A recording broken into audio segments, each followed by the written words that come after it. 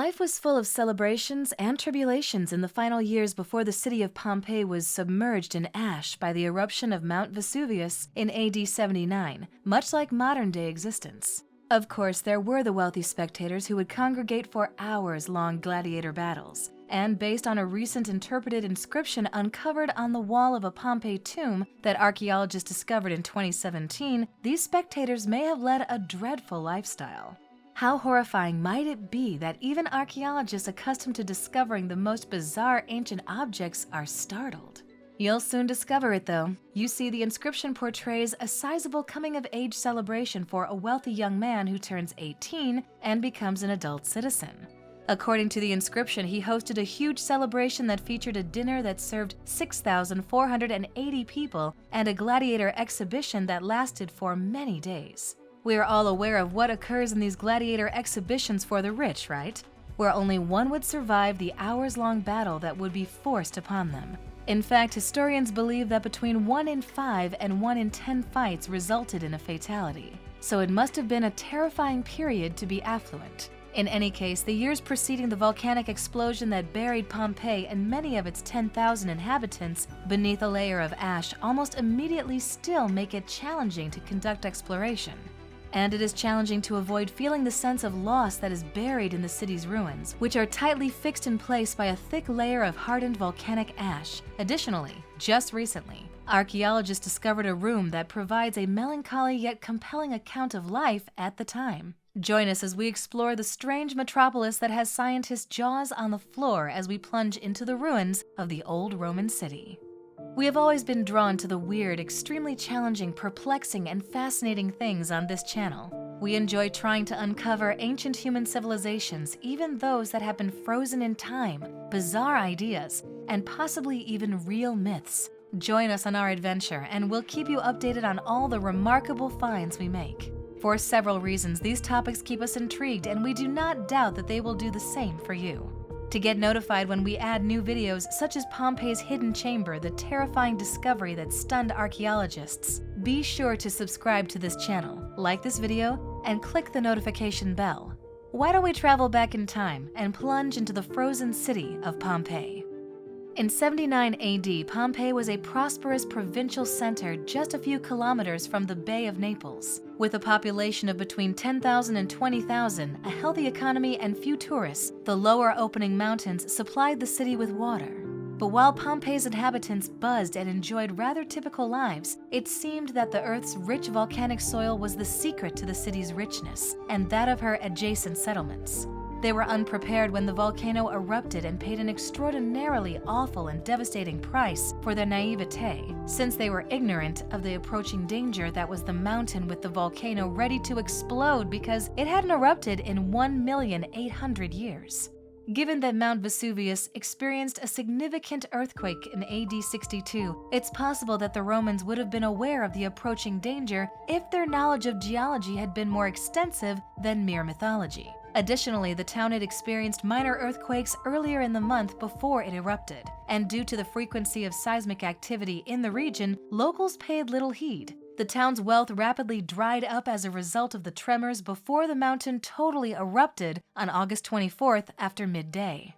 80% of Pompeii's estimated population is believed to have fled to other settlements, while some 2,000 individuals managed to survive the first blow by hiding inside buildings. By dusk, the debris avalanche had intensified. Heavier rocks that were on fire were pelting the city, and building roofs were beginning to collapse, trapping the terrified residents of Pompeii inside, where they would become frozen in time. Pompeii was decimated, left to rot, and eventually forgotten until it was discovered in the 18th century. The excavations that revealed the gory history of the city are now remembered as the fall of a civilization that rocked the ancient world. Surprisingly, while the bodies decomposed and left holes in the ash, the artwork and even the outlines of the bodies were retained, allowing specialists to fill in the gaps that may not have been preserved at Roman sites. According to scientists, Pompeii was a thriving vacation destination for the most illustrious Roman residents. The paved pathways were surrounded by lavish homes and magnificent villas that contained priceless artwork and glittering fountains. It had an athletic facility, a port, a complicated water system, and about 100 streets. These streets had stepping stones that kept Pompeii's feet free of water as they crossed it in the rain, and were wide enough for the heavy carts to pass over. Pompeii became a popular location for researchers, even though it had been abandoned for many years. This is because the city had been preserved by volcanic ash and was still there when explorers arrived in 1748. Despite years of intensive excavation, however, archaeologists have yet to find the treasures buried here. It has been dubbed the world's most visited archaeological site, while unearthing relics reveals additional information about the ancient city and its culture. An archaeologist recently discovered a room that was thought to have been a slave's quarters before the eruption. Among the things discovered in the restricted living quarters of what was once a huge villa in Civitan Juliana, roughly 700 meters northwest of Pompeii city walls, were 3 wooden beds, a chamber pot, and a wooden chest with metal and cloth goods. Additionally, archaeologists think that the chariot shaft served as the modest residence of perhaps a small family who carried out daily tasks in the villa, such as assembling and maintaining the chariot. The last bed was also 1.4 meters longer and appeared to be designed for a child, as the other 2 beds were 1.7 meters longer. Even for the researchers who found it, the most surprising aspect of this room was how small it actually was. The room was just 16 square meters, had only one small upper window for natural light, and had no wall decorations, in contrast to the very opulent lifestyle of the ancient Romans that was obvious in their quarters. According to Gabriel Zuchtriegel, director of Pompeii's archaeological park, he said the discovery was exceptional, especially as it gives rare insight into the precarious reality of people who seldom appear in historical sources, that were written almost exclusively by men belonging to the elite. The condition of living for those outside the elite is also called into question. As an illustration, the 2 Roman jars in the corners most likely served as a storage place. Archaeologists have said that this place, which was somewhere between a dorm space and a storage space, is cramped and unsteady. Although historians are well aware that slavery played a significant role in the Roman Empire's economic development, it was unclear how slave owners treated their subjects until this find, which finally provides insight into what it must have been like to be a slave. Even if there are no notable valuables, this discovery has become one of the most exciting ones in certain archaeologists' careers because they feel that the true value of this location rests in the human experience, especially that of the powerless members of the previous civilization.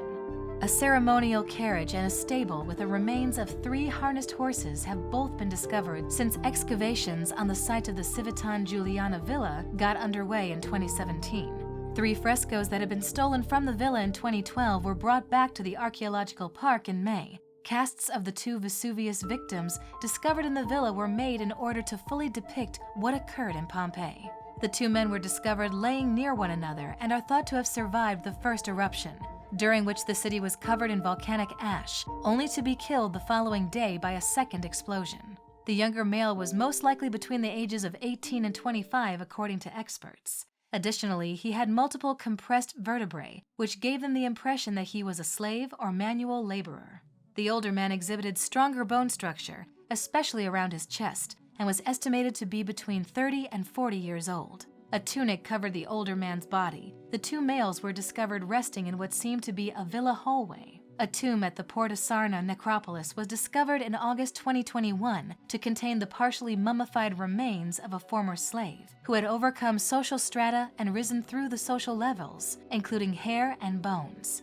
The tomb is said to have been built in the decade just before Mount Vesuvius erupted, destroying the city.